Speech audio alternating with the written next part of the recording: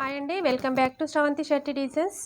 చూడండి, నేనైతే మీకు ఈ వీడియోలో మనకు తక్కువ క్లాత్ వస్తుంది కదండి బ్లౌజెస్ స్టిచ్ చేసినప్పుడు. అలా తక్కువ క్లాత్ వచ్చినప్పుడు మన క్లాత్ని ఏ విధంగా వేసుకొని కటింగ్ చేయాలో నేను క్లాత్ వేసి చూపిస్తాను. ఆల్రెడీ నేను కటింగ్ చేశానండి. అది ఎలా స్టిచ్చింగ్ చేయాలో ఈ వీడియోలో పూర్తిగా చెప్తాను.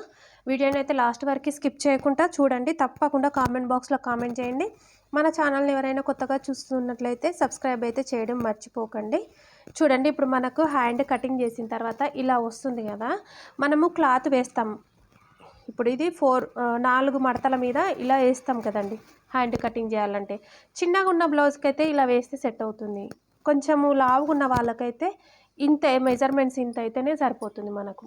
అలాంటప్పుడు ఈ క్లాత్ని ఇక్కడ వరకే ఆపేసాను, చూసారా. ఈ 2 ఫోల్డింగ్ల క్లాత్ని మాత్రం కింద పెట్టి ఈ క్లాత్ని ఇక్కడ వరకు ఆపి నేను కటింగ్ చేశాను. ఇప్పుడు ఇక్కడ మనం ఈ క్లాత్కి ఈ 2 క్లాత్లకి మనం జాయింటింగ్స్ వేసుకోవాలి. ఇలా అయితే 2 జాయింటింగ్సే పడతాయి.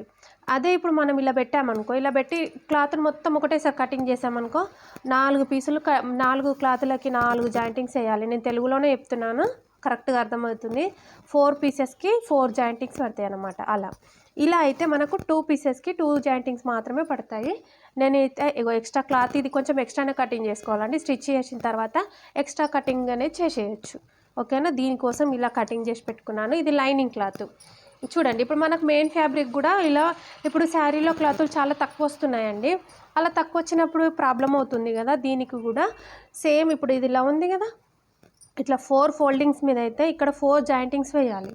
చూడండి, ఇప్పుడు ఈ 4కి 4 పీసెస్ అయితే ఇలా మీకు చూపిద్దామని ఇలా కటింగ్ చేశాను. చూడండి, ఇప్పుడు 1 2 3 4 ఇలా 4 పీసెస్ కట్ చేయాల్సి వస్తుంది. అదే మనము 2 పీసెస్కి జాయింటింగ్ వేసామనుకో, ఈ క్లాత్ని కొంచెం ఇలా లోపలికి జరుపుకొని మనకు ఈ మెయిన్ పార్ట్ ఏంటంటే ఈ జాయింటింగ్ అయితే కరెక్ట్గా చూసుకొని దీన్ని ఇలా పెట్టుకున్నాం అనుకోండి. మనకు ఇలా పెట్టుకుంటే ఇప్పుడు ఇక్కడ మాత్రమే క్లాత్ తక్కువ పడ్డది కదా, 2 పీసెస్కి మాత్రమే మనం ఇలా జాయింటింగ్ వేయాల్సి వస్తుంది.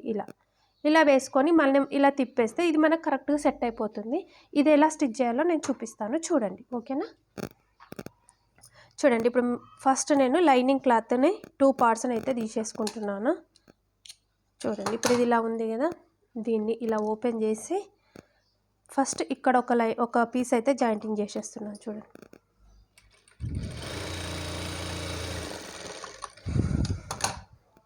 అలానే నెక్స్ట్ ఈ పీస్కి కూడా ఇలానే జాయింటింగ్ అయితే పెట్టేసుకుంటున్నాను. ఇప్పుడు ఇలా జాయింటింగ్ చేసాం కదా మనము, ఇలా జాయింటింగ్ చేసిన తర్వాత ఒక హ్యాండ్ని అయితే ఇట్లా డివైడ్ చేసుకొని ఈ ఎక్స్ట్రా ఉంది కదా, ఇదంతా ఈ ఎక్స్ట్రా క్లాత్ని మొత్తం హ్యాండ్లోకి కలిపేసుకోవాలి. ఇలా కింద వైపున కూడా హ్యాండ్లోకి ఇలా కలిపేసుకోవాలి, ఓకేనా. మనకి ఈ లైనింగ్ క్లాత్ అనేది ఒక హ్యాండ్ అయితే మనకు రెడీ అయిపోయింది. చూడండి, ఇప్పుడు ఇది ఇలా కుట్టుకుంటాం కదా, దీనికి సింగిల్ స్టిచ్ సరిపోతుంది. మెయిన్ ఫ్యాబ్రిక్ అయితే పైన టాప్ స్టిచ్ తప్పకుండా వేసుకోవాలి. ఇప్పుడు హ్యాండ్ అయితే రెడీ అయిపోయింది. చూడండి, ఈక్వల్గా వచ్చేసింది కదా.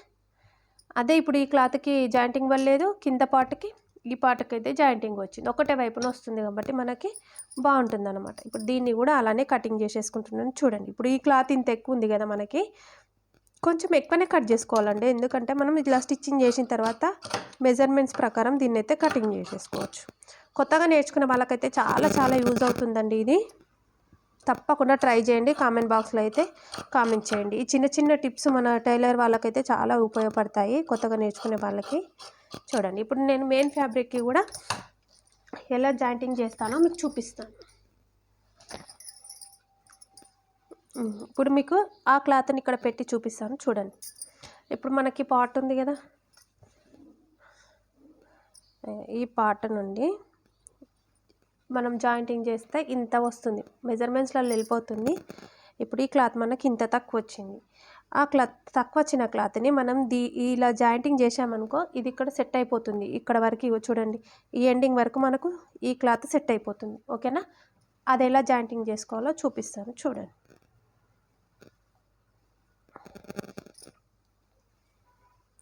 ఇలా కింద ఉన్న క్లాత్ రైట్ సైడ్ ఉండాలి, పైన పెట్టిన క్లాత్ రాంగ్ సైడ్ ఉండాలి మనకు, ఓకేనా.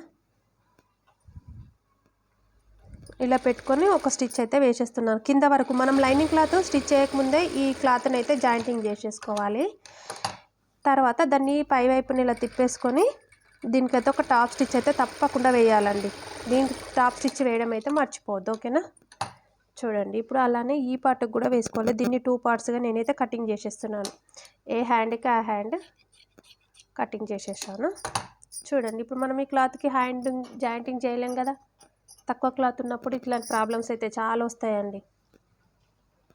దీని కూడా యాస్టీస్గా అలానే కింద క్లాత్ రైట్ సైడ్, పైన క్లాత్ రాంగ్ సైడ్ పెట్టి ఇలా స్టిచ్చింగ్ అయితే చేయాలి.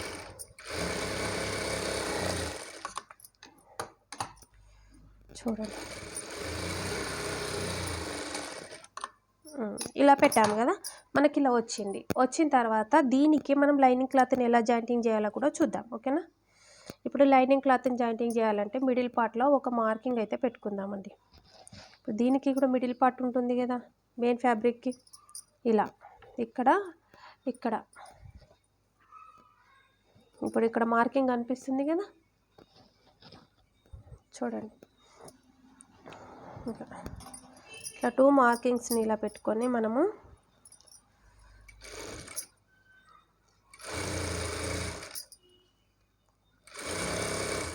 ఇలానే కింద క్లాత్ రైట్ సైడ్, పైన క్లాత్ రాంగ్ సైడ్ పెట్టేసుకొని అయితే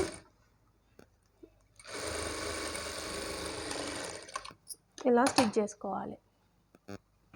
చూడండి ఇప్పుడు మనం ఇలా ఒక కుట్టు పెట్టేసాం కదా, దీన్ని ఇలా అనుకున్నప్పుడు ఈ స్టిచ్ మన రైట్ సైడ్లోనే ఉండాలండి. దీన్ని ఇలా పట్టుకొని చూడండి, ఇది ఇలా ఇక్కడనే ఉండాలి. దీనిపైన నుండి అయితే ఒక టాప్ స్టిచ్ తప్పకుండా వేయాలండి. టాప్ స్టిచ్ వేస్తే మనకు ఈ ఫినిషింగ్ అనేది అలానే నీట్గా ఉంటుంది. స్టిచ్ వేసేటప్పుడు లైనింగ్ క్లాత్ పైన స్టిచ్ వచ్చేటట్టు చూసుకోండి, ఓకేనా. అలా అయితే మనకు ఈ ఫినిషింగ్ అనేది నీట్గా కనబడుతుంది. ఇప్పుడు మనం స్టిచ్చింగ్ అనేది చూడండి మనకు లైనింగ్ క్లాత్ పైన వచ్చింది కదా, దీన్ని ఇలా పెట్టేసుకొని ఒక స్టిచ్ అయితే వేసుకోవాలి. చూడండి మనం దీన్ని అయితే ఇలా ఒక స్టిచ్ అయితే వేసేసుకుంటున్నాము. మనకు హ్యాండ్ అయితే ఇలా స్టిచ్ పెట్టేటప్పుడు ఈ కింద క్లాత్ని ఇలా కొంచెం పైనకి లాగి స్టిచ్ కనబడేట్టు మాత్రమే ఉంచేసుకొని ఒక స్టిచ్ అయితే పెట్టుకోవాలి, ఓకేనా. ఈ ఎక్స్ట్రా క్లాత్ని మొత్తం కటింగ్ చేసేయాలి. ఇలా చేసేస్తే మనకు హ్యాండ్ అనేది పర్ఫెక్ట్గా రెడీ అయిపోతుందండి. మనకు తక్కువ క్లాత్ ఉన్న ప్రాబ్లం కాకుండా నీట్గా ఉంటుందన్నమాట, ఓకేనా. చూడండి మనకు హ్యాండ్ ఎంత బాగా రెడీ అయిపోయింది కదా, చూడండి యాస్టీస్గా అలానే ఉంది. చూడండి ఇప్పుడు నేను చెప్పింది మీకు అర్థమైంది కదా వీడియోలో. తప్పకుండా ట్రై చేయండి. కామెంట్ బాక్స్లో తప్పకుండా కామెంట్ చేయండి. మనకి ఇక్కడైతే ఇలా స్టిచ్ అయితే కనిపిస్తుంది కదా, ఇలా కనిపిస్తుంది అనమాట స్టిచ్ మనకు. చూడండి హ్యాండ్ అయితే టోటల్గా మనకు రెడీ అయిపోయింది, ఓకేనా. Thank you for watching.